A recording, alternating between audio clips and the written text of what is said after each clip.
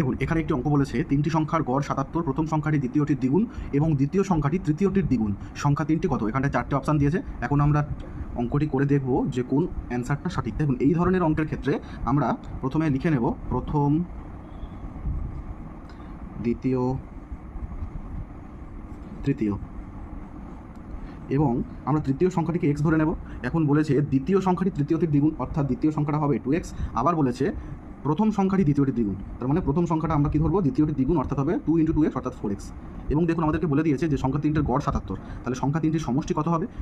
তাহলে 77 × 3, অর্থাৎ 3 7 21 1, হাতে থাকলো 2, 3 7 231।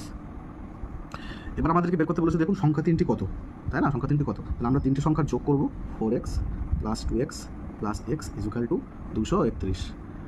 এটা ইমপ্লাই করছে কি 7x = 231। তাহলে x এর মান আমরা কত পেয়ে গেলাম? 231/7।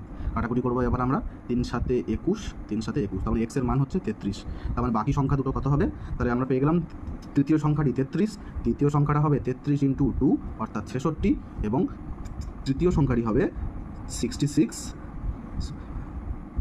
× 2 অর্থাৎ 14 × 12 2, হাতে 12 132।